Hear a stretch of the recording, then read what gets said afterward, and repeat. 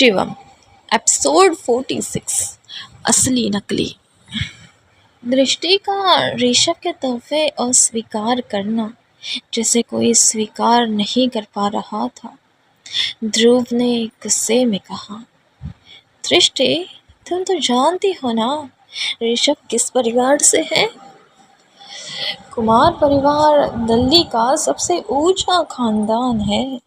तुमने उसके गिफ्ट्स को मना कर दिया, वो भी आप अपने लूजर पति के कहने पर।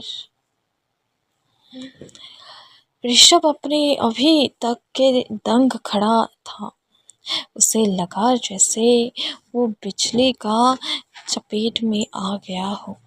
उसका चेहरा गुस्सा और अपमान से भरा रहा था। वो अपनी भावनाओं को नियंत्रित नहीं कर सका और दृष्टि से पूछा, क्यों? उसने सबके सामने एक लड़की को तोहफे दिए और उसने अस्वीकार कर दिए, लेकिन क्यों? कितना शर्मनाक था ये बात अगर फैल गई तो वो कहीं मुंह दिखाने के लायक नहीं रहेगा। कोई वजह नहीं है, दृष्टि ने सिर हिलाकर साफ कहा। दृष्टि, क्या इस घटिया आदमी ने तुम्हें धमकी दी है? ऋषभ ने कुछ हद तक आपे से बाहर होकर पूछा। बताओ दृष्टि, तुम्हें डरने की जरूरत नहीं है। तुम चाहो तो इशारे से भी कहा दो, मैं समझ जाऊंगा, फिर मैं इससे निपट लूंगा। अगर तुम चाहो तो मैं इसे दिल से ही बाहर निकाल दूंगा, दोबारा आने की भी नहीं दूंगा। बस तुम एक बार बता दो। मिस्टर ऋषभ, वो मेरा पर्सनल मामला है। आपको दूसरों के मामले के बीच आने की आदत है शायद। दृष्टि ने दो टुक कहा। वहां मौजूद लोगों को यकीन नहीं हो रहा था कि दृष्टि ने ऋषभ को नाराज किया। उसके इरादे नेक है। वो बड़े दिल वाला पूरी ईमानदारी से उसने लिए कीमती तोहफे लेकर आया और उसने सब ठुकरा दिया, वो भी शिवम जैसे तुच्छ आदमी के लिए। कारण किसी की समझ नहीं आ रहा था। इसके अलावा ऋषभ के पीछे दिल्ली का सबसे ऊंचा परिवार था, कुमार परिवार। क्या ऐसा हो सकता है कि कोई लड़की कुमार परिवार जैसे कुलीन परिवारों में प्रवेश करने का मौका खुद अपने हाथों से गंवा सकती है? दृष्टि, तुम गलत कर रही हो। अजीब माहौल देखकर पूनम उठ खड़ी हुई और दृष्टि को निराशा से डांटा। मैं तुम्हारी मदद करना चाहती थी, तुम्हें यहाँ इसलिए लेकर आई, इन लोगों से इसलिए मिलवाया न कि तुम अपना नेटवर्क बढ़ा सको, तुम्हें करियर के लिए अच्छे अवसर मिल सके। तुमने ऋषभ की बेइज्जती करके मेरी बेइज्जती की है। उसने दृष्टि को घूरते हुए और डांटा, वो भी इस दो कौड़ी के शिवम के लिए। तुम इसकी बात सुनोगी, अपनी बुआ की नहीं। बुआ, ऐसा बिल्कुल भी नहीं है। मैं आपके रिस्पेक्ट करती हूँ। दृष्टि काफ़ी परेशान हो गई थी। उसे समझ नहीं आ रहा था कि बोले तो बोले क्या। पहले ही बात होती तो दृष्टि शायद पूनम की बात सुन लेती, ऋषभ का तोहफा स्वीकार कर लेती। लेकिन हाल ही में शिवम ने उसके साथ मिलकर king of the world design किया। दोनों ने साथ में कई उतार चढ़ाव का अनुभव किया। शिवम ने इस मुकाम तक पहुंचने में दृष्टि की मदद की। वो भले भी शिवम की असलियत से वाकिफ नहीं थी, पर वो उसे शर्मिंदा भी नहीं कर सकती थी। आखिरकार वो अब भी उसका पति था। कुछ तो बात है तुम में, पूनम ने शिवम को देखते हुए कहा। बिना पैसों और काबिलियत के तुम दृष्टि को काबू में रख सकते हो, तुम जो दिखते हो वो हो नहीं। पूनम ने दृष्टि को गुस्से से कहा। दृष्टि, तुम्हारी जगह ऋषभ कुमार के तोहफे मैं स्वीकार करूंगी और इन्हें तुम्हारी माँ बाप को दूंगी। आज तक किसी ने हिम्मत नहीं हुई कि वो कुमार परिवार के दिए हुए तोहफे को ठुकराए। लेकिन बुआ, दृष्टि को भी गुस्सा आ रहा था, पर वो काफ़ी असहाय महसूस कर रही थी। इसके अलावा आज जो हुआ उसके बारे में मैं तुम्हारे माता पिता से बात करूंगी। मुझे लगता है कहीं तो गड़बड़ है, या तुम्हारे दिमाग में या परवरिश में। मैं अखिल भाई और सिम्मी भाभी से कहूँगी कि वो जल्द से जल्द इस शिवम को घर से निकाले। ऋषभ की आंखें चमक उठी। दृष्टि के माँ बाप उसके लिए सटीक निशाना हो सकते थे। दृष्टि के परिवार की नारंग खानदान में बराबर की हैसियत नहीं थी। वो कठिन जिंदगी जीने के आदी थे।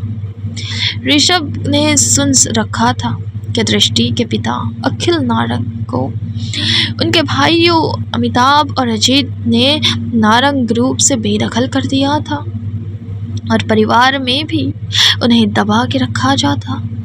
ऐसी पारिवारिक पृष्ठभूमि के साथ दृष्टि को मोहित करना ऋषभ कुमार के लिए आसान होगा।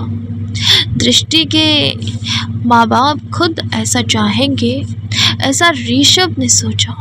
अपनी हैसियत और पैसे के साथ अगर वो दृष्टि को अपनी तरफ करना चाहता था, उसके बहुत सारे तरीके थे।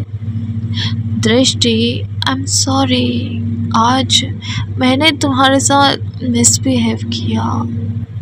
ऋषभ ने दृष्टि को मुस्कुराते हुए देखा और कहा, मैं पर्सनली तुमसे और तुम्हारी फैमिली से माफ़ी मांगने आऊँगा।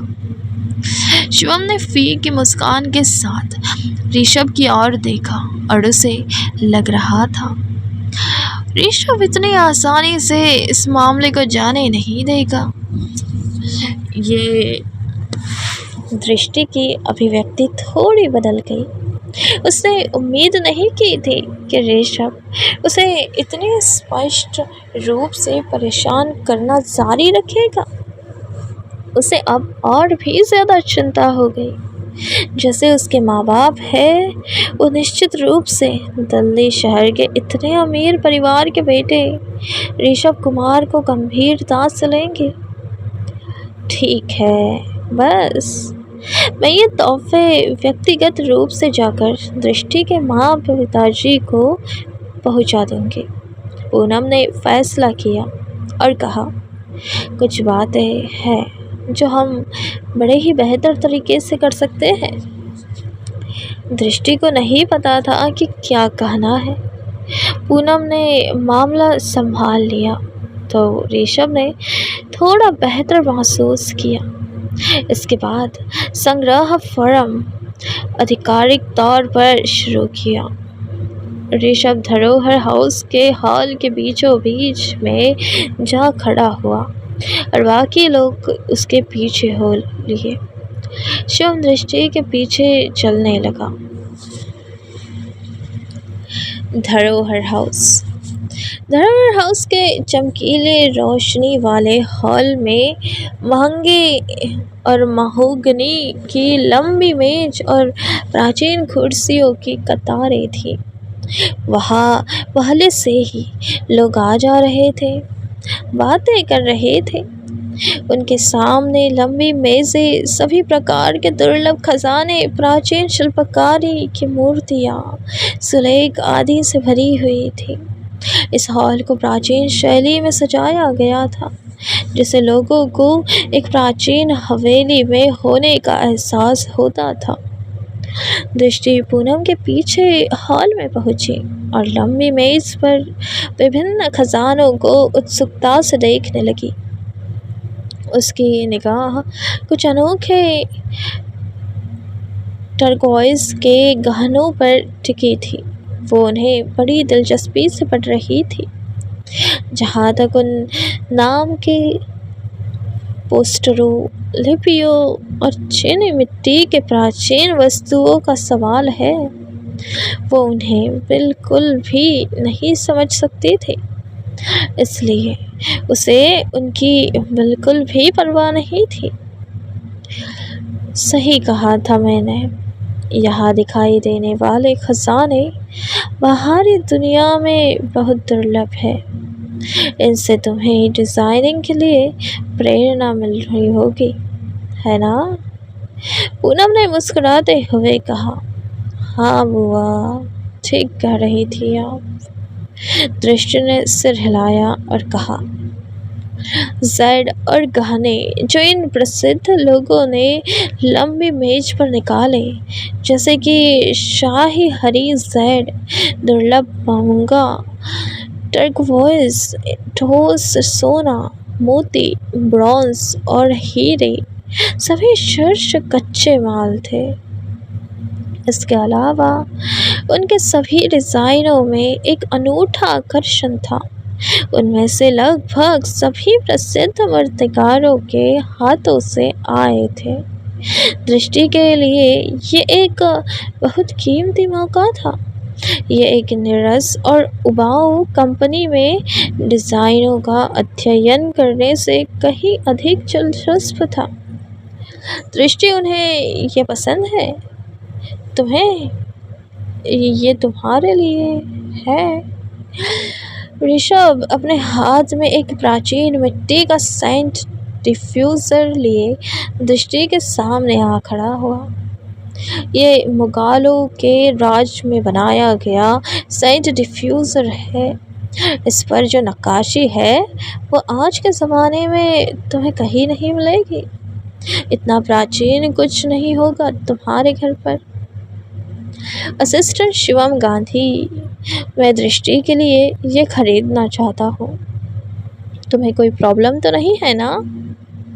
शिवम ने डिफ्यूज़र को देखा और मुस्कुरा कर कहा, मुझे कोई प्रॉब्लम नहीं है, लेकिन तुम नकली चीज़ ले आए।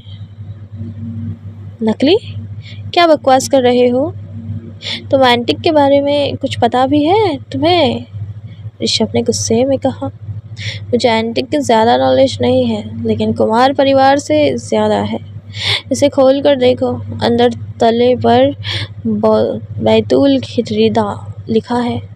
ये हैदराबाद के बैगम बाज़ार की छोटी सी एक कंपनी है जो इत्र और इत्र डिफ्यूज़र वगैरह बनाती है। ज़्यादा बोल रहे हो तुम। मैं इसे कुमार परिवार से लाया है। तुम्हारी हिम्मत कैसे हुई इसे नकली कहने की? ऋषभ ने दांत पीस कर कहा। फिर भी जब उसने शिवम की निश्चितता देखी तो उसे थोड़ा डर लगा। उसने तुरंत एक छोटी मोमबत्ती जलाकर डिफ्यूज़र के अंदर रखी। उसका तला पीला पड़ गया। उसके निचले हिस्से पर वास्तव में बैतुल रिदा उकरे हुआ था, जो कि इस कंपनी का स्टाइल है। जैसे गर्म होने के बाद उनका लोगो उभरता है, साथ ही उसके आगे की टैगलाइन अंग्रेज़ी में थी। दूसरे शब्दों में ये मूल रूप से एक आधुनिक शिल्प था, एक नकली। ऋषभ इतना गुस्से में था कि उसका चेहरा लाल हो गया। उसने कभी नहीं सोचा था कि वो घर से जो एंटिक लेकर आया है वो वाकई नकली है, और ये तो बिल्कुल नहीं सोचा था कि शिवम में एंटिक पहचानने की क्षमता होगी। उसे लगा बस शिवम की किस्मत साथ दे गई, लेकिन सबके सामने इस तरह शिवम का दोबारा जीत जाना उसे बर्दाश्त नहीं था। एक पल की चुप्पी के बाद उसने अपना ध्यान वापस शिवम की ओर लगाया। तुमने अभी क्या कहा था? कि तुम्हें एंटीक चीज़ों की नॉलेज कुमार परिवार से ज़्यादा है। बोलते बोलते उसने माइक लिया और हॉल के बीच में लाया।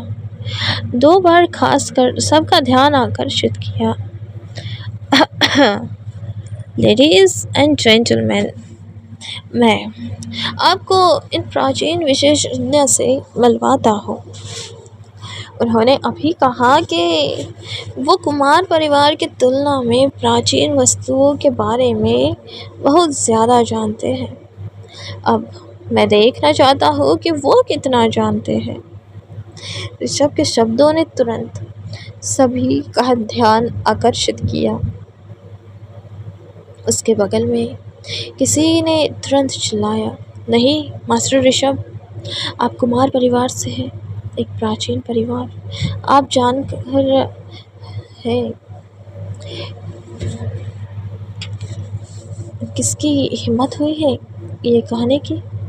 उसे पूरे दिल्ली शहर के संग्रहों को की परवाह भी नहीं है क्या?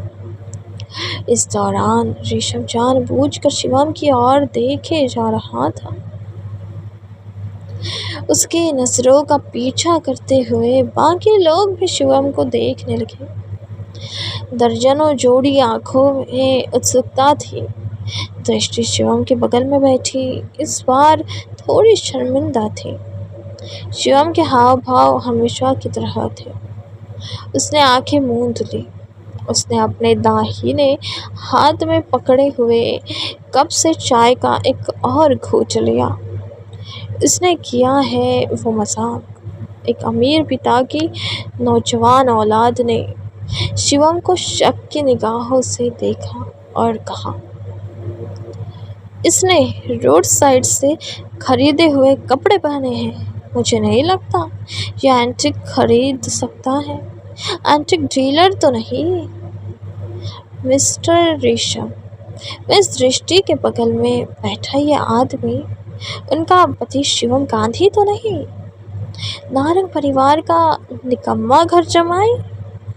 ये नाम सुनकर और सुना हुआ है। नारंग परिवार के बेटे करण नारंग के साथ मेरा उठना बैठना है। मैं अक्सर उनके मुंह से शिवम गांधी के बारे में सुनता हूँ। कहते थे कि ये नारंग परिवार की खाता है, सास ससुर के लिए पानी लाता है, घर के टॉयलेट साफ करता है। इसके सास ससुर और बीवी की नज़र में ये कुछ नहीं, बस बदनामी का एक दाग है। मेहमानों को शिवम की पहचान के बारे में पता चलने के बाद उन सभी ने अपने चेहरे पर तिरस्कार दिखाया और गपशप करने के बाद ऋषभ ने गर्व की अभिव्यक्ति दिखाई। यही तो वो चाहता था। कोई बात नहीं शिवम, एक गेम खेलते हैं। मैं बस बेतरतीब ढंग से 2 चीज़ों की ओर इशारा करूँगा। देखते हैं तुम उन्हें पहचान पाते हो या नहीं। ऋषभ ने एक चंचल मुस्कान के साथ कहा। वो लंबी महोगनी टेबल पर चला गया और एक छोटे से लाल मिट्टी के जार और एक प्राचीन कांस्य कढ़ाई की ओर इशारा किया। इन 2 आइटम्स को देखो, तुम्हें हाथ में दूँ? ऋषभ ने चिढ़ाया। ऋषभ भाई, तुम सच में इसे एंटिक पहचानना या पहचानने को बोल रहे हो? रोहन ने अपने चेहरे पर एक तिरस्कार पूर्ण नज़र में के साथ कहा।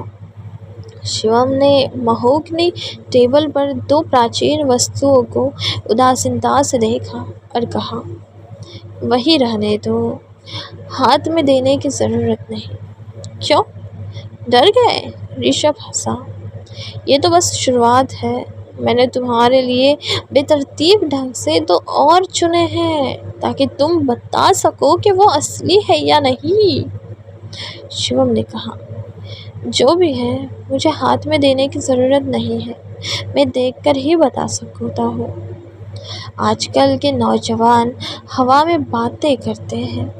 एक सफ़ेद बालों वाले पुराने विशेषज्ञ ने सिर हिलाया और कहा, वो अक्सर ऐसी मंडलियों में सामाजिक समारोहों में भाग लेते थे क्योंकि उन्हें कुछ बुनियादी प्राचीन ज्ञान था। हर कोई जानता था कि संग्रह को बारीकी से देखा जाना चाहिए। इसे देखने के लिए उन्हें मैगज़ीन या मैग्नीफाइंग ग्लास भी लेना पड़ता था। कभी कभी किसी को दस्ताने की एक जोड़ी पहननी भी पड़ती थी।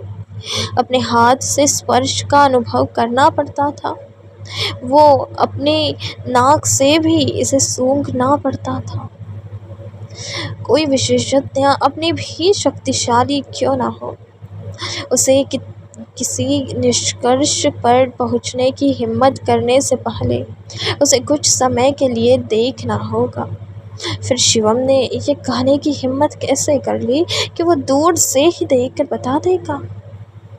ऋषभ ने तिरस्कार में उपहास किया और दो वस्तुओं की तरफ इशारा करके कहा, ठीक है शिवम, बताओ इन दोनों में फर्क क्या है? सब तुम्हारी राय का इंतजार कर रहे हैं। शिवम ने शांति से कहा, ये दोनों आइटम्स चीन से हैं। चिकन ऑयल पीली प्लेट ऑथेंटिक है। ये मिंग राजवंश के होंगजी आधिकारिक भट्टे से आती है।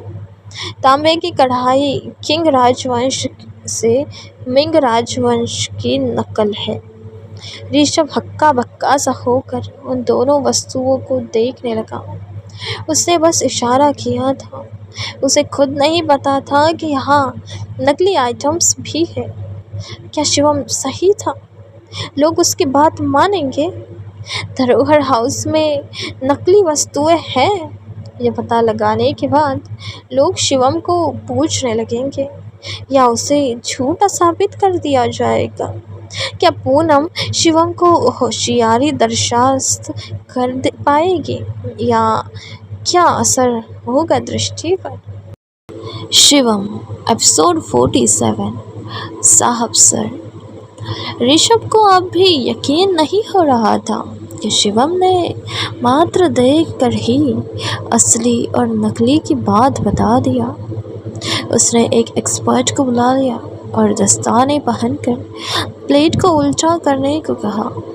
जैसा कि शिवम ने पहचाना, प्लेट पर होंगसी निविया उकेरा हुआ था। ये किसका संग्रह है?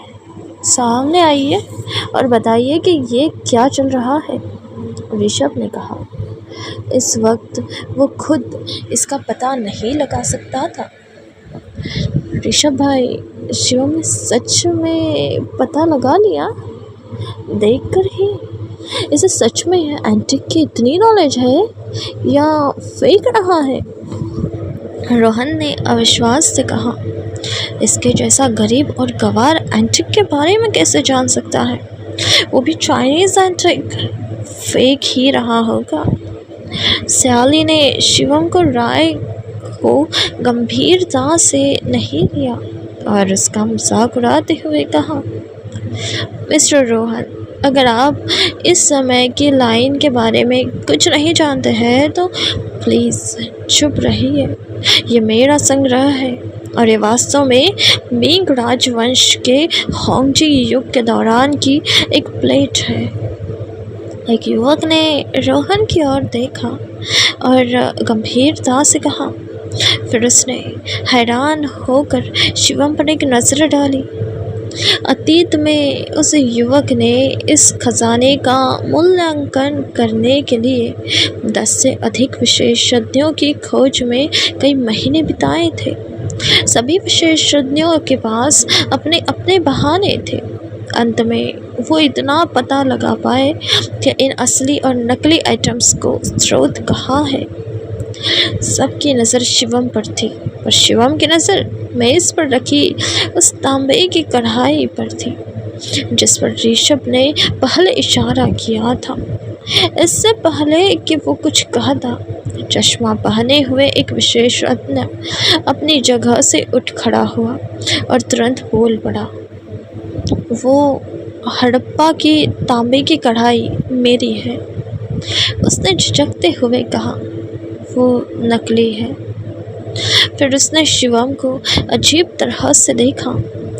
पलक झपकते ही शिवम ने उसकी नकली वस्तु के जरिए उसकी असलियत खोल दी। अचानक ऋषभ ने बगल में बैठे 3 लोगों ने बात करना बंद कर दिया। उनके चेहरे लाल हो गए थे और माहौल थोड़ा अजीब था। उपस्थित सभी मेहमान इन 2 दुर्लभ प्राचीन वस्तुओं को देखने आए थे। चिकन आयल पीली प्लेट लंबे समय से सभी के द्वारा ऑथेंटिक होने के लिए निर्धारित की गई थी और हड़प्पन तांबे की कढ़ाई के लिए सभी के अपने विचार थे। सभी को शिवम को देखने का नज़रिया थोड़ा बदल गया। वो अब पहले की तरह उसे नीचा नहीं देख रहे थे। शिवम की नज़र काफ़ी खतरनाक थी। शायद उसकी किस्मत सही थी जब उसने एक असली वस्तु को पहचान लिया। हालांकि वो एक नज़र में हड़प्पन तांबे की कढ़ाई की प्रामाणिकता बता सकता था, वो वास्तविक से ये भी बता सकता है कि किंग राजवंश की नकल मिंग राजवंश था। ये इंसान है या शैतान? नॉलेज तो है तुम्हें। ऋषभ ने शिवम की ओर देखा और कहा, ये मज़ेदार होगा। मुझे उम्मीद है तुम्हारा हुनर मुझे निराश नहीं करेगा। ऋषभ, मुझे अभी भी लग रहा है ये तुक्का है।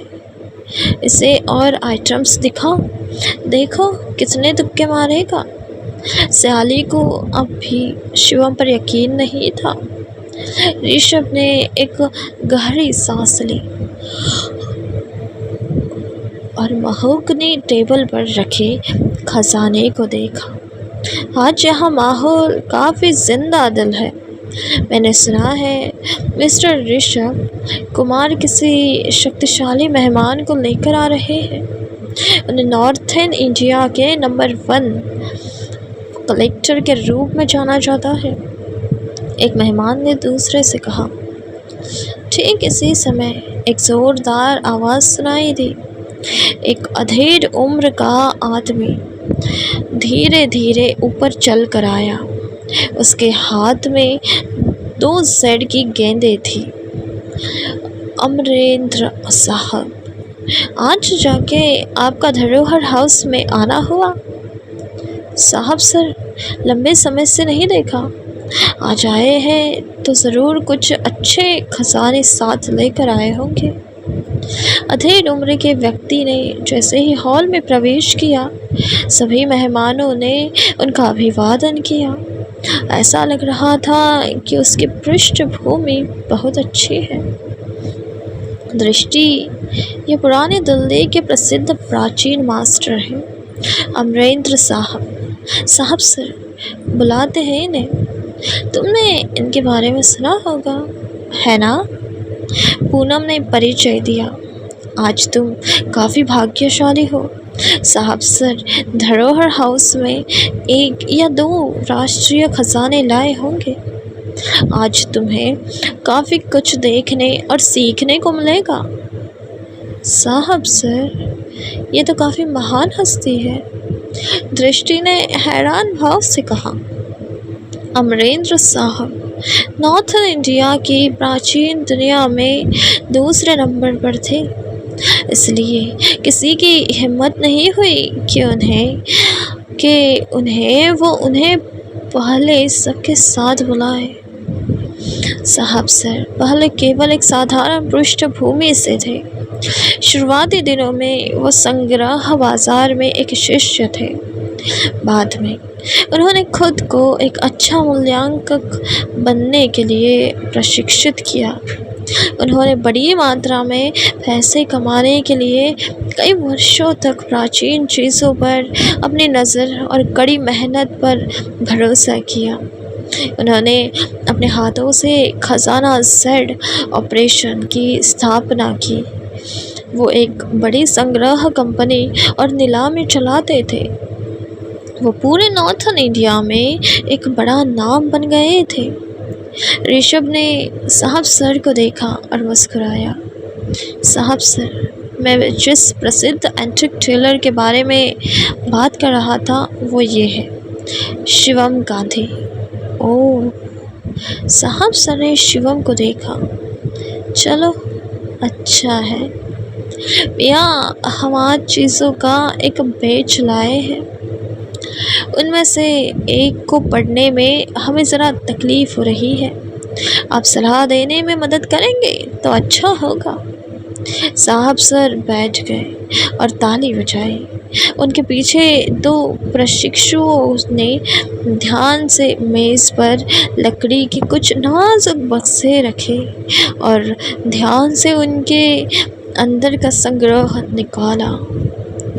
साहब सर ने आज तक धरोहर हाउस में जिन चीज़ों की नीलामी की है वो सभी चौंकाने वाले खजाने हैं जिन्होंने हमारी आंखें खोल दी है।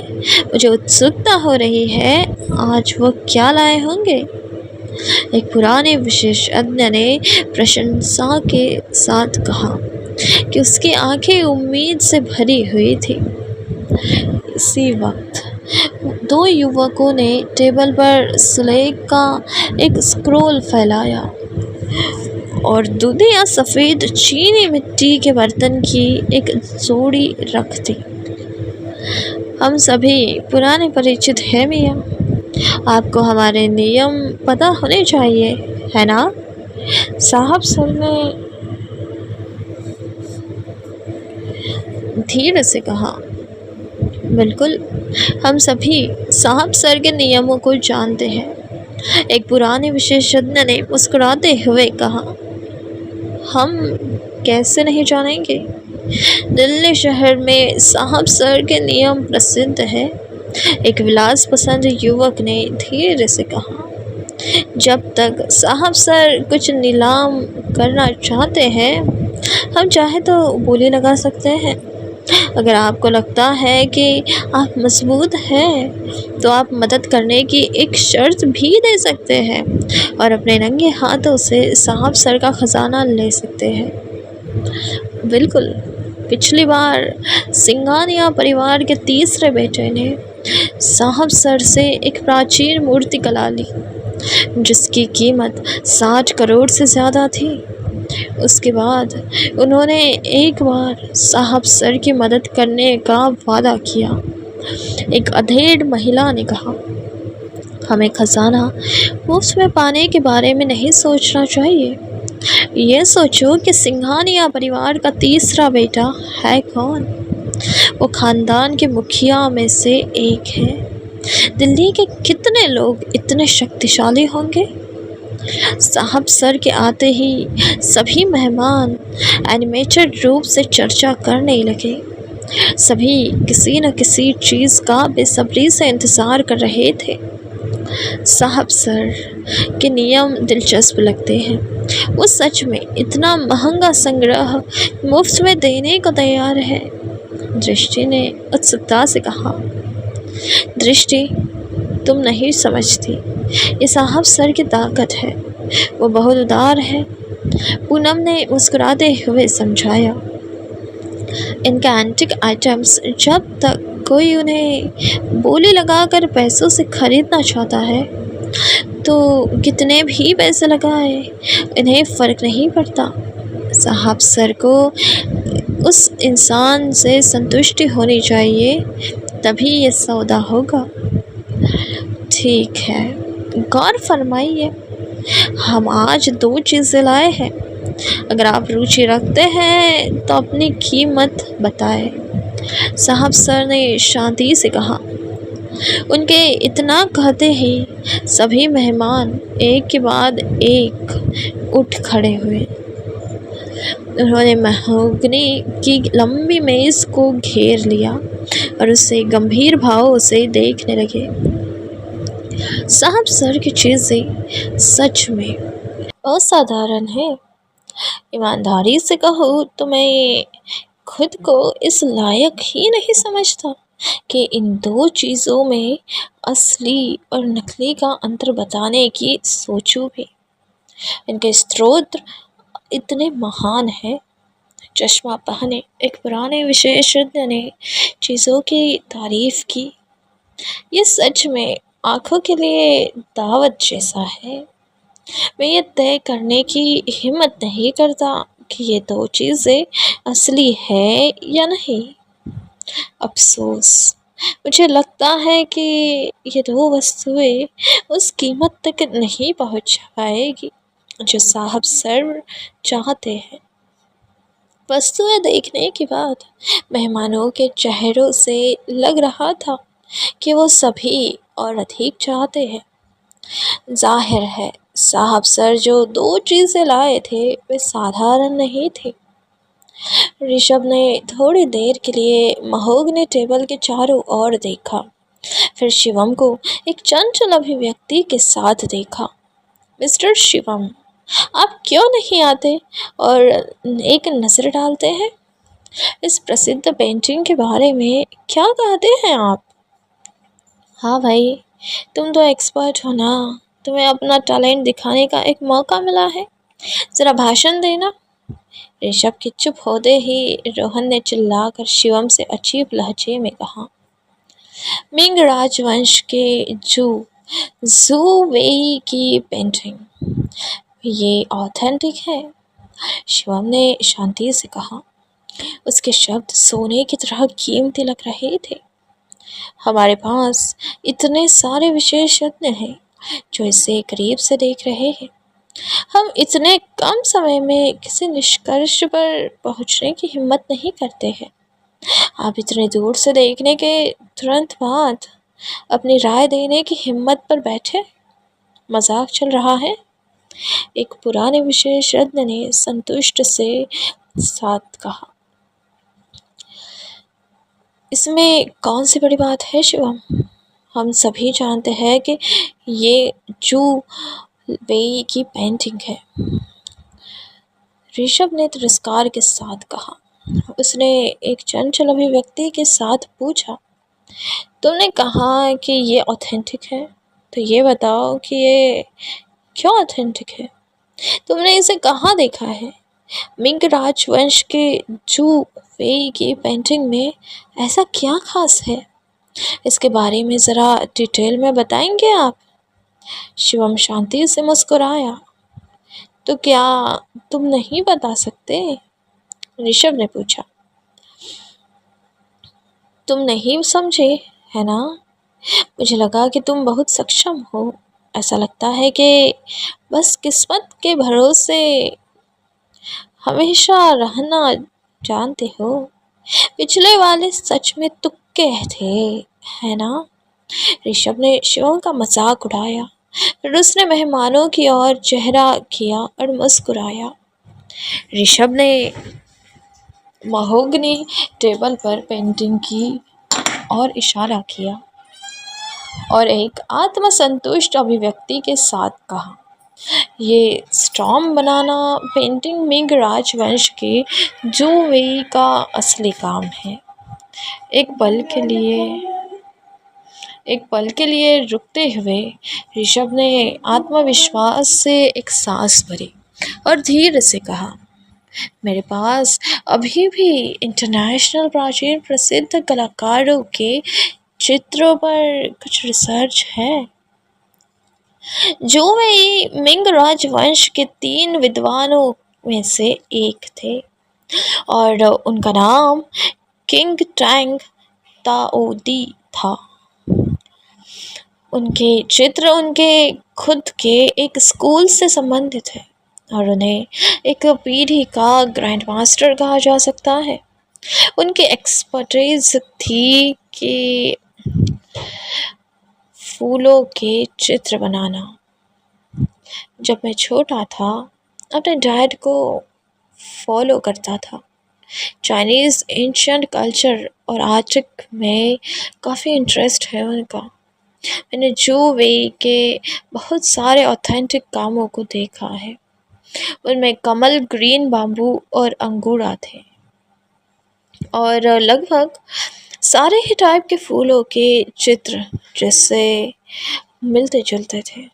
जो वही के चित्र आमतौर पर शानदार थे, सीधे मतलब बिना किसी छुपे अर्थ के, और सटल स्टॉर्म बनाना पेंटिंग जो साहब सर अपने साथ लाए हैं, चाहे तकनीक की बात करें या स्टाइल की, ये निश्चित है जो वे की असली लिखावट है। इतना कहने के बाद ऋषभ ने गर्व से कहा, ये था पेंटिंग पे मेरा कमेंट, और आप लोगों की भी कोई राय होगी ज़रूर। बहुत अच्छे ऋषभ कुमार, वास्तव में एक कुलीन परिवार से हैं आप, बहुत जानकार है। आप इतने कम समय में भी निष्कर्ष निकालने में सक्षम हैं, वो भी आधार के साथ। ये हमारे विशेषज्ञों के ग्रुप की राय के बराबर है। एक पुराने विशेषज्ञों ने ताली बजाई और ऋषभ ने जो कहा उससे सहमति दिखाई। ऋषभ कुमार ने सही पहचाना है। साहब सर ने थोड़ा सिर हिलाया और ऋषभ से सहमत हुए। ये दृश्य देखकर पूनम मुस्कुराई। उसने दृष्टि से कहा, दृष्टि, ऋषभ का कौशल और हुनर साधारण नहीं है। उस फालतू आदमी शिवम की तरह नहीं। उससे कहो वो मुंह बंद रखे तो ही बेहतर होगा। वैसे भी कहने के लिए उसके पास कुछ है कहाँ, बस आंख बंद करके तुक्के लगा सकता है। उसे ये नहीं देखना है कि ये किस तरह की अपॉर्चुनिटी है, कैसे कैसे लोग हैं यहाँ, बस अपने बड़े होने का दिखावा करना है। थोथा चनाबाजी घना। शिवम को पूनम की बातों से कोई दिक्कत नहीं हुई। वो महोगनी टेबल पर चीनी मिट्टी की बोतलों के दूसरे जोड़े को देख रहा था। मिस्टर ऋषभ ने स्टॉर्म बनाना पेंटिंग के बारे में इतना बताया, क्या वो इसे खरीदना जा रहे हैं? किसी ने उत्सुकता से पूछा। स्टॉर्म बनाना पेंटिंग की कीमत कम से कम 40 करोड़ है। ऐसा लगता है कि ऋषभ कुमार की भी दिलचस्पी है, एक पुराने विशेषज्ञ ने कहा। ऋषभ ने मुस्कुरा कर गर्व से कहा, नहीं नहीं नहीं, लेडीज एंड जेंटलमैन, हालांकि ये स्टॉर्म बनाना पेंटिंग बुरी नहीं है, ये बेशक करोड़ों के लायक है, लेकिन मुझे इसमें कोई दिलचस्पी नहीं है। मेरा दिल तो चीनी मिट्टी की बोतल्स के उस जोड़े पर आ गया है। उसने बोतलों के जोड़े की ओर देखा जिन पर शिवम की नजर थी। क्या ऋषभ सच में वो बोतलें खरीदना चाहता है, या उसका इरादा फिर से शिवम का नीचा दिखाना होगा? क्या शिवम साहब सर के सामने उन बोतलों का राज खोलेगा, और क्या होगा उनका राज? शिवम, एपिसोड 48, धरोहर हाउस की धरोहर। ऋषभ का स्टॉर्म बनाना पेंटिंग को नापसंद करना धरोहर हाउस में सभी लोगों को हैरान कर गया। मिस्टर ऋषभ, कितने सोची है, आपको इस स्टॉर्म बनाना पेंटिंग की परवाह नहीं है? ये कितनी प्राचीन और कीमती है, एक पुराने विशेषज्ञ ने कहा। मेरे अंदाज के अनुसार ऐसा ही कुछ होना चाहिए था। कुमार परिवार में मिस्टर ऋषभ काफ़ी दूरदर्शी है। मैं इतने लंबे समय से चीज़ें इकट्ठी कर रहा हूँ, लेकिन मेरे पास इतनी ऊंची श्रेणी का संग्रह नहीं है। मुझे ऐसा संग्रह मिल जाए तो मेरी ज़िंदगी सफल हो जाए। पर मिस्टर ऋषभ ने उसे नापसंद कर दिया। एक मध्यम आयु वर्ग के व्यक्ति ने कहा। मिस्टर ऋषभ, वाकई में आप लोगों की कल्पना से परे हैं। ऐसे मास्टरपीस को कौन रिजेक्ट करता है? ऋषभ मुस्कुराया। वो इस स्थिति से बहुत संतुष्ट था। उसमें श्रेष्ठता का भाव भरा हुआ था। देख रही हो दृष्टि, ऋषभ कितना विशिष्ट और जानकार है। इन बड़ी चीज़ों की कितनी समझ है उसे। वो जानता है उसे पैसे कहाँ लगाने हैं, कौन सी चीज़ उसे लायक है, कौन सी नहीं। आजकल के नौजवानों में ऐसे गुण कहाँ होते हैं। पूनम ने खुशी से मुस्कुराकर अपने भतीजे की प्रशंसा की। अपनी बात खत्म करने के बाद उसने शिवम की ओर ठंडे भाव से देखा और कहा, कुछ सीख भी रहे हो या तुम्हारी मंद बुद्धि में कुछ नहीं जा रहा। तुम पूरी जिंदगी में मेहनत कर लो तो भी ऋषभ जैसी श्रेष्ठता तो छू तक नहीं पाओगे।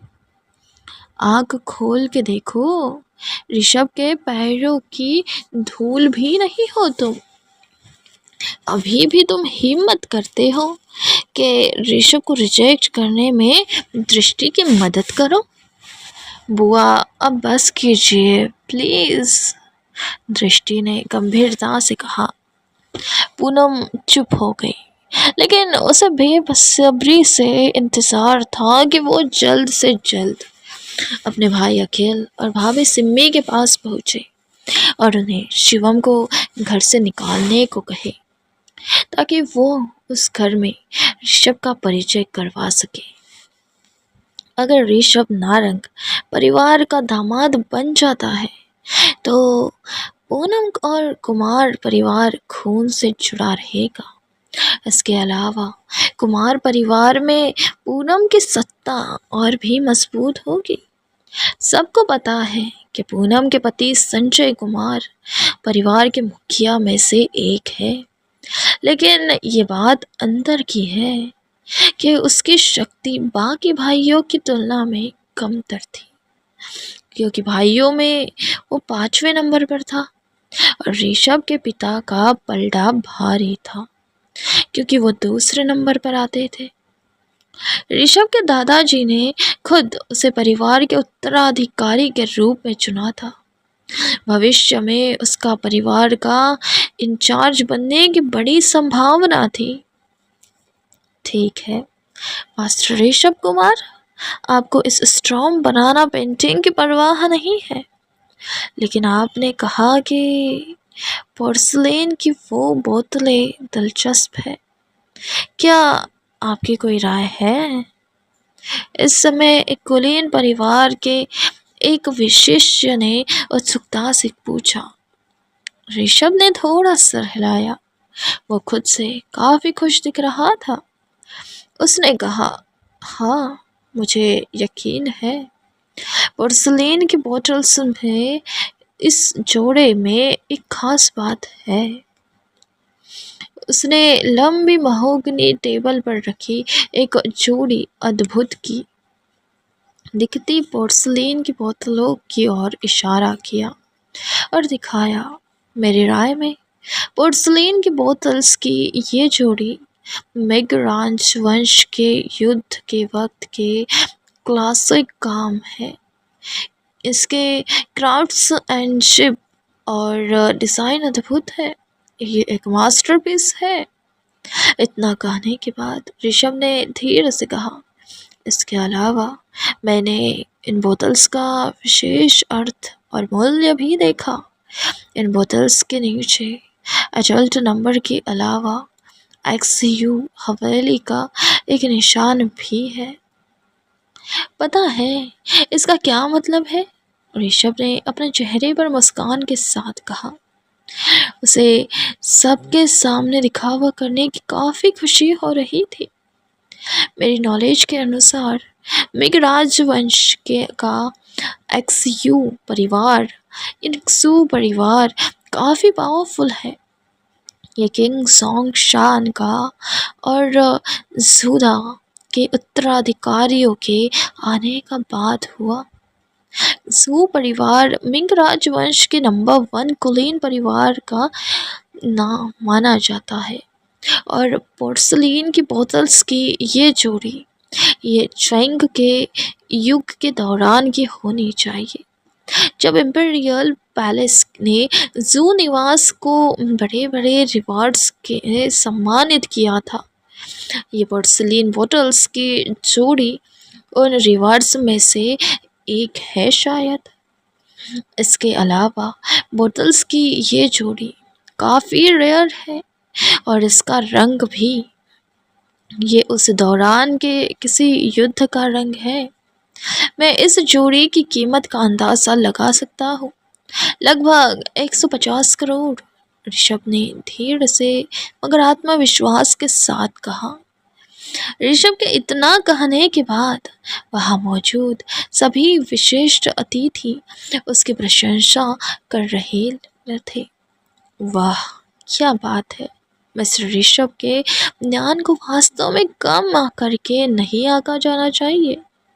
मैं 30 साल से इस बिजनेस में हूँ, लेकिन मेरे पास अब भी इनके जैसी ठोस जानकारी और सटीक निर्णय नहीं है।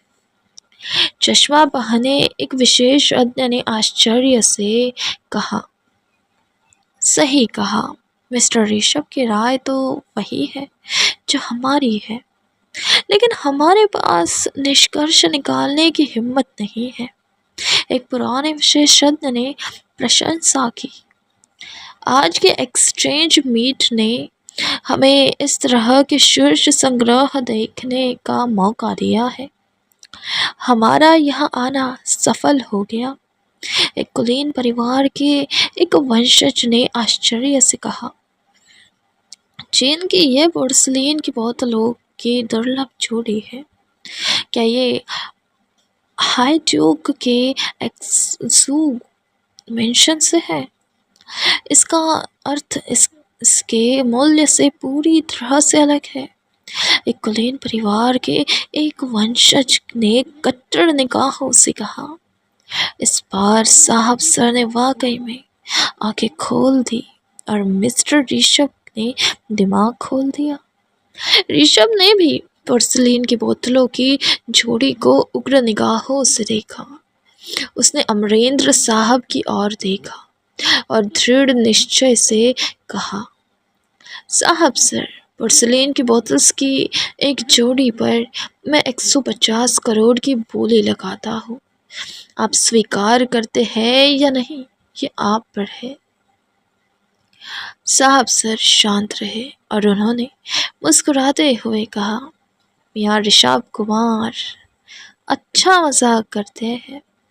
हम एक अरसे से पुरानी दिल्ली के निवासी हैं। हमारी मजाल जो हम आपकी बात ना कार दे, पर हम जरा कुछ जानने को उत्सुक हैं। आप एक विशेषज्ञ हैं, पर सर्किल में शायद ही कभी खजाना खरीदते हैं।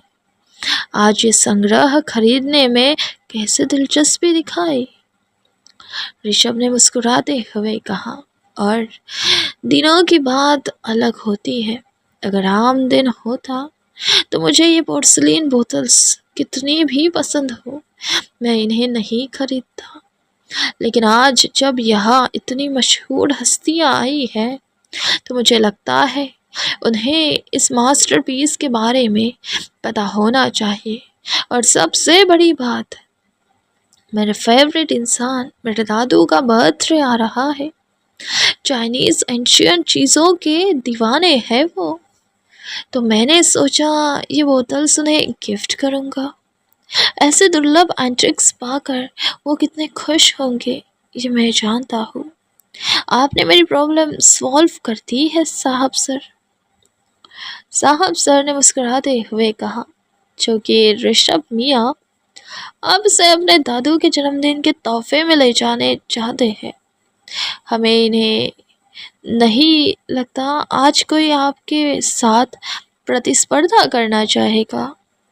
आपने जितने की बोली लगाई है उतने में ले जाइए ये बोतलें। मेरी बात रखने के लिए आपका बहुत बहुत धन्यवाद साहब सर। ऋषभ के चेहरे पर गर्व के भाव थे। वो काफ़ी अच्छे मूड में था उसने अपना हाथ लहराया और रोहन से बोला और बिल का भुगतान करने को कहा। उसके मन में सचमुच गर्व था। वो वास्तव में भाग्यशाली था कि पोर्सलीन के बर्तन की इस जोड़ी को खरीदने में वो सक्षम था। वो न केवल जन्मदिन की पार्टी के दौरान कुमार परिवार के लोगों को दबाने के में सक्षम होगा, वो इस उपहार का उपयोग करने अपने दादा को खुश करने के लिए भी कर सकेगा। यहाँ तक कि उसने शिवम जैसे कचरे और दृष्टि के सामने अपनी ताकत का प्रदर्शन भी कर लिया और अपनी कुछ देर पहले खोई हुई इज्जत वापस पा ली। भीड़ से प्रशंसा प्राप्त करने के बाद ऋषभ ने अभिमानी मुद्रा धारण की और शिवम की ओर देखा। मजाक में कहा, मिस्टर शिवम, मुझे ज़रा क्यूरियोसिटी है, पोर्सलेन की बोतल्स की इस जोड़ी के बारे में आपकी कोई राय नहीं? आप मुझे नहीं बताना चाहेंगे कि ये असली है? ऋषभ भाई, तुम खरीद लो, इस गवार की कोई औकात नहीं। न ये इन दुर्लभ बोतलों को खरीदने के लिए बोली लगाने की सोच सकता है, न इसे इनके बारे में कुछ आता पता होगा। रोहन ने मजाक उड़ाते हुए कहा। ऋषभ की बात अलग है, उसे जो चीज़ पसंद आए वो खरीद लेता है। ये लूज़र क्या करेगा? पैसे तो है नहीं इसके पास, बस भाषण देना जानता है। ऊपर से कहता है कि पूरे डल्ले में इसे सबसे ज़्यादा नॉलेज है एंटिक्स की। बेशर्म, ऋषभ से कोई कंपैरिजन भी नहीं हो सकता इसका। सयाली ने भी चिढ़ कर कहा। पूनम ने भी सोचा, बहती गंगा में हाथ धो ले। उसने शिवम को एक मतलबी भाव से देखा और कहा, तुम्हें सभी निकम्मा घर जमाई बुलाते हैं, जानते हो ना? फिर भी ऋषभ से तुलना करने चले हो। उसे जो आइटम्स पसंद आया है उसकी कीमत 150 करोड़ है। ये porcelain bottles rarest of the rare है और इनमें आती है। ऋषभ उन्हें खरीद रहा है। चांद तुक्के लगा देने से तुम इस फील्ड में महान नहीं हो जाओगे।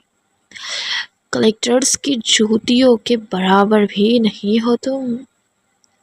ये कहने के बाद उसने एक मुस्कान के साथ दृष्टि की ओर देखा और कहा, दृष्टि, धरोहर हाउस में आकर तुमने जो देखा, जैसे लोगों से मिली, क्या आप भी शिवम के बारे में तुम्हारी राय नहीं बदली? बुआ ने तुम्हें ऋषभ जैसे लड़के से मिलाया और मिलवाया, एक नया रिश्ता बनवाया, है ना? उधर ऋषभ शिवम को छेड़ने को तैयार नहीं था। क्या हुआ? बातें बंद कर दी आपने? क्या आप इस खजाने को नहीं समझ सकते हैं? अभी तक तो सबके सामने बड़ा घमंड था आपको, अब क्या हुआ? दिखाने के लिए मुंह नहीं बचा? उसके भाव एकदम से क्रूर हो गए। कहाँ से बचेगा? अपनी पत्नी की कमाई खाने वाले आदमी, तुम्हारी खुद की पहचान क्या है? शिवम ने ऋषभ को देखा। तुम्हारा पसंदीदा खजाना नकली है। उसके ये कहते ही पूरे हॉल में खामोशी छा गई। क्या कहा? मैंने जो पोर्सलिन की एंटिक बोतल्स खरीदी वो नकली है। ऋषभ एक पल के लिए स्तब्ध रह गया। फिर वो ऐसे हंसा जैसे उसने कोई चुटकुला सुना लिया हो। लिसन लिसन लिसन एवरीवन, ये बोतल्स मैंने खरीदी है। यहाँ मौजूद एक भी बड़े से बड़ा एक्सपर्ट ये नहीं कह सकता कि इनमें कुछ गड़बड़ है। लेकिन मैं सुनना चाहता हूँ, तुम्हें कैसे पता कि ये नकली है? ऋषभ ने शिवम को ठंडे भाव से देखा। एक बात सुन लो, अगर तुम ये नहीं बता पाए तो तुम यहाँ सबसे माफ़ी मांगोगे। जब तक ऐसा नहीं करोगे तुम धरोहर हाउस से बाहर नहीं निकल पाओगे। ऋषभ ने धमकी दी। ध्रुव ने भी गुस्से और अहंकार से शिवम के सामने आकर कहा, यहाँ इतने बड़े एक्सपर्ट मौजूद हैं, साहब सर मौजूद हैं, उनमें से किसी ने इन बोतल्स के में कमी नहीं निकाली, तेरी इतनी हिम्मत हो गई। ऋषभ के सवाल का जवाब दे, वरना आज तो बाहर रेंगते हुए जाएगा। शिवम को किसी की धमकी का फर्क नहीं पड़ा। उसने चाय का एक घूंट लिया और शांति से पूछा, क्या तुम लोग वाकई चाहते हो कि ये साबित कर दूं कि ये पोर्सिलेन बोतल्स नकली है? बकवास करना बंद करो और बताओ, साबित करके दिखाओ। ऋषभ ने सवाल किया। उपस्थित सभी लोग निश्चित थे कि रंगीन चीनी मिट्टी की बोतलों की ये जोड़ी असली थी, लेकिन उन्होंने आसानी से इसकी पुष्टि करने की हिम्मत नहीं की। ऋषभ ने इसे पहले ही स्पष्ट रूप से देख लिया था, वरना वो उन्हें खरीदने के लिए एक बड़ी राशि खर्च नहीं करता। वो अब भी उन्हें अपने दादा को गिफ्ट करना चाहता था। शिवम कचरे का एक टुकड़ा था। उसने बेशर्मी से शेखी बघाड़ने और निर्देश होने का नाटक करने का साहस किया। वो तमाचा खाने के लिए खुद से ही अपने गाल आगे क्यों कर रहा है? क्या चाहता है वो? जैसे आप सबकी इच्छा। शिवम ने उपहास किया और अपने हाथ में लिया चाय का प्याला नीचे रख दिया। अचानक उसने अपनी उंगली फड़फड़ाई और प्याला उधेड़ते हुए दूर चला गया। प्याला पोर्सिलेन बोतलों की जोड़ी से टकराया और धीरे से सीधे दो प्रतीत होने वाली सरल चीनी मिट्टी के बर्तन की बोतलों में घुस गया। एक कर्कश आवाज के साथ दोनों बोतलें टुकड़ों में टूट गई और महोगनी टेबल पर गिर गई। हाव की आवाज। हे भगवान, इसने प्राचीन दुर्लभ कीमती खजाने को सच में तोड़ दिया। महोगनी टेबल पर चीनी मिट्टी की बोतलें टूटे हुए टुकड़ों को देखकर वहां मौजूद सभी लोग स्तब्ध रह गए और घबरा कर, हाय तौबा, इसने तो तौबा ही करने लग गए। पूरी जगह खामोश हो गई। ये तुमने क्या किया कमीने? ऋषभ का चेहरा गुस्से से लाल हो गया था। उसकी आंखों में अंगारे उमड़ रहे थे। तुमने मेरा खजाना तोड़ने की हिम्मत कैसे की? तुम्हारी खुद की तो औकात नहीं। तुमने गुस्से के मारे ऋषभ के मुंह से शब्द नहीं निकल रहे थे। मरना चाहता है? तूने ऋषभ भाई के दादू का गिफ्ट तोड़ा, वो भी इतना कीमती। तेरी इतनी हिम्मत? माफी मांग ऋषभ भाई से, वरना पूरे दिल्ली में कुत्ते की तरह दौड़ा के मारूंगा तुझे। रोहन ने शिवम के ऊपर उंगली तान लिया था और चिल्लाया, ये माफी के लायक नहीं है रोहन, बहुत हुआ इसका, आज ये साबुत बाहर नहीं जाएगा। ध्रुव के अचानक खड़ा हो गया। रोहन और ध्रुव शिवम को सबक सिखाना आक्रामक रूप से आगे बढ़े। वे शिवम के सामने खड़े हो गए। वह भी बैठकर चाय के चुस्के ले रहा था। रोहन और ध्रुव ने उसके चेहरे पे अचानक अपनी मुट्ठियां घुमा दी और एक के बाद एक कम से कम 10 थप्पड़ों की आवाज सबके कानों में गूंज गई। क्या आज धरोहर हाउस में शिवम की पिटाई होगी? क्या शिवम साबित कर पाएगा कि वो पोर्सिलेन की बोतलें नकली है? क्या करेंगे साहब सर उसके साथ उस खजाने को तोड़ने के लिए?